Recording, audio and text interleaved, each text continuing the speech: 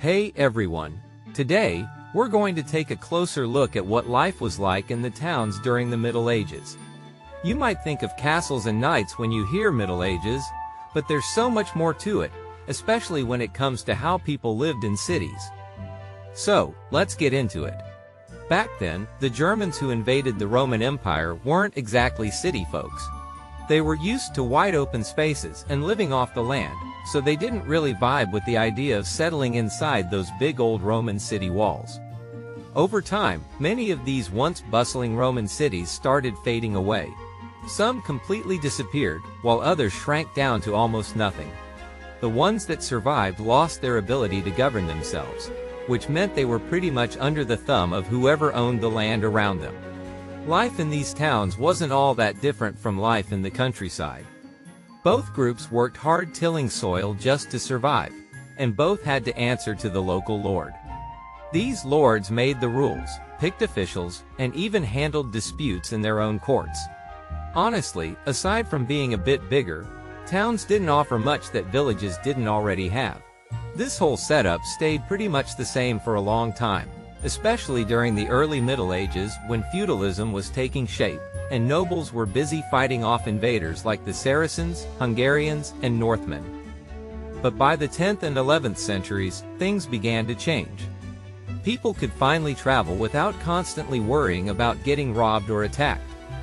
Trade started picking up again, and townspeople found new ways to make a living besides farming. They got into commerce and manufacturing, and with that came money. And where there's money, there's usually power. Once townsfolk had some wealth and influence, they naturally wanted more control over their lives. They didn't want to be bossed around by their lords anymore. This desire for freedom spread across Europe in waves. It hit Italy first, then southern France, northern France, along the Rhine River, and even the coasts of the Baltic Sea. Sometimes towns bought their freedom outright, paying off their lords to leave them alone. Other times, they fought tooth and nail to win it. There were cases where lords and clergy teamed up with the townsfolk because they saw how profitable trade and industry could be. But of course, there were also plenty of stubborn nobles who resisted fiercely. Now, depending on where you looked, kings played different roles in this story. In Germany and Italy, kings didn't have enough power to sway things one way or another. In France, though, kings actually supported the towns against the nobles. Why? Because they knew it would weaken the feudal system. Once the king's power grew strong enough, he'd step in to keep the towns from becoming too independent themselves. Smart move, right? As towns gained more rights and freedoms, something amazing happened. New cities popped up, and older ones came back to life. In Italy, places like Venice, Florence, Pisa, and Genoa became hubs of creativity and innovation. Scholars, artists, and explorers emerged from these cities, setting the stage for huge advancements in learning, art, and exploration. Ever heard of Columbus or Cabot?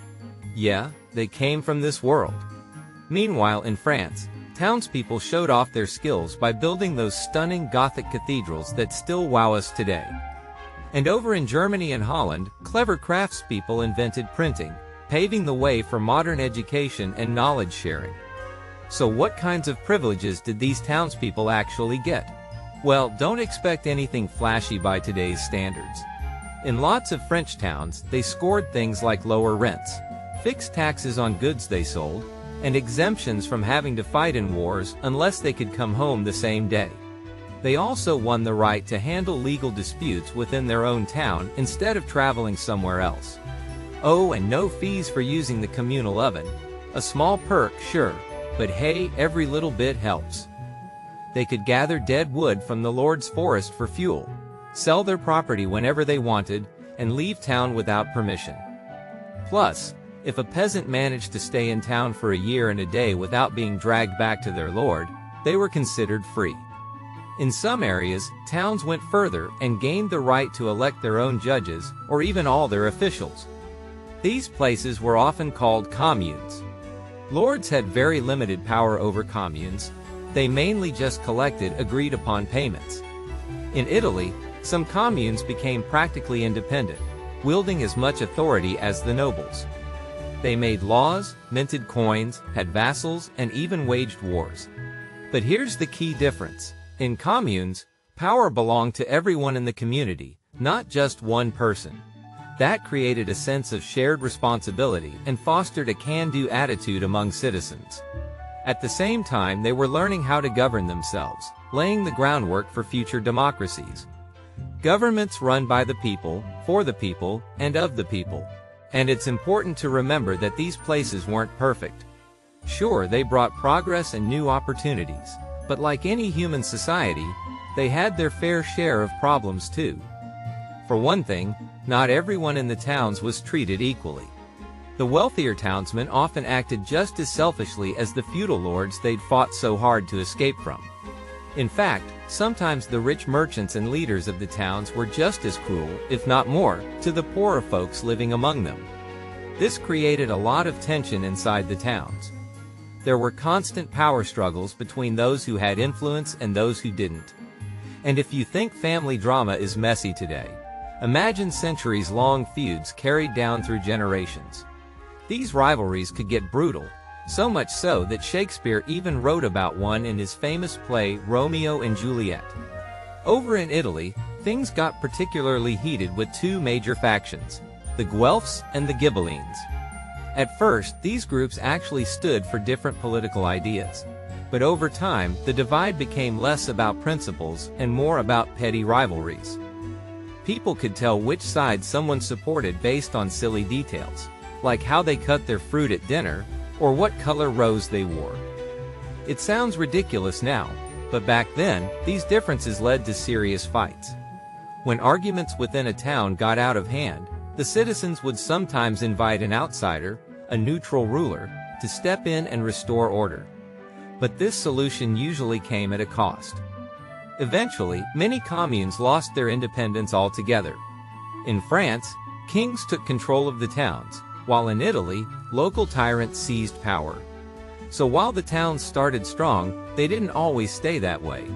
But let's focus on the brighter side of life in these medieval cities, their energy, creativity, and unique charm. Picture yourself as a young peasant visiting a bustling town for the first time. Maybe you're running away from your lord, or maybe you've come to sell goods at the market. Either way, your journey begins at the city gates. The walls surrounding the town are tall and imposing, topped with turrets and defended by drawbridges and heavy iron gates. It feels almost like entering a castle. Once inside, the streets are narrow and twisty, lined with houses that have steep roofs and tiny gardens attached. Compared to ancient Greek or Roman homes, these buildings look surprisingly modern. They're multi-story structures without open courtyards in the middle. But don't expect anything fancy here. The roads are unpaved and muddy, and there's no plumbing or sewage system. If you're out after dark, you'll need a torch because there aren't any streetlights. Oh, and watch out for the City Watch, the nighttime guards who patrol the streets. They won't hesitate to stop you and demand answers if you're wandering around late. During the day though, the town is alive with activity. As you explore, you'll notice that certain trades cluster together in specific areas. Goldsmiths work in one part of town, tanners in another, cloth merchants in yet another. Each shop is small and located right on the ground floor, with goods displayed in open windows for everyone to see. Let's peek into a goldsmith shop. It's a fascinating place. The owner and his wife greet customers and encourage passers-by to check out their wares. Inside, you'll find workers melting gold, mixing alloys, shaping jewelry, and setting gemstones, all under one roof. Every step of the process happens right there in the shop. This hands-on approach wasn't limited to goldsmiths. It applied to every trade. Boys training to become craftsmen, called apprentices, had to learn every single step involved in turning raw materials into finished products.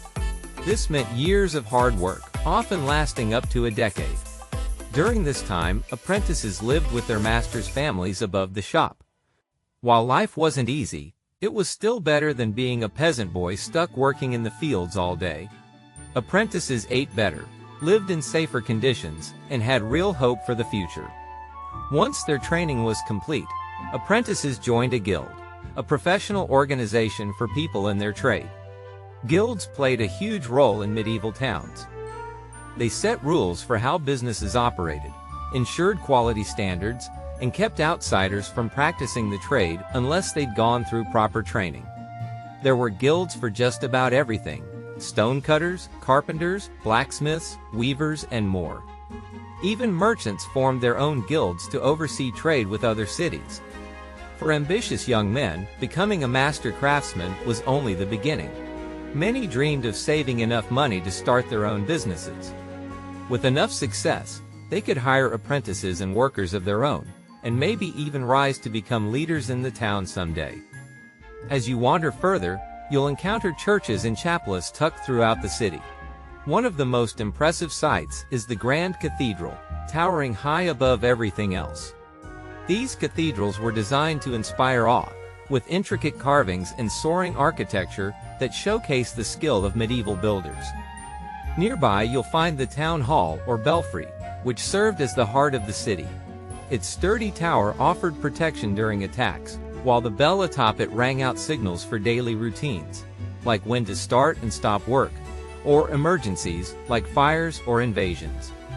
At night the bell sounded the curfew, reminding everyone to cover their fires and wind down for the day. Life in the town was busy year-round, but it really kicked into high gear during special events like fairs. Held once or twice a year, these fairs transformed the entire city into a giant marketplace. Merchants traveled from far and wide to set up stalls along the streets, selling everything imaginable. Locals flooded in from surrounding villages to stock up on supplies, haggle over prices, and enjoy the lively atmosphere. Street performers entertained crowds, jugglers amazed onlookers, and musicians filled the air with music.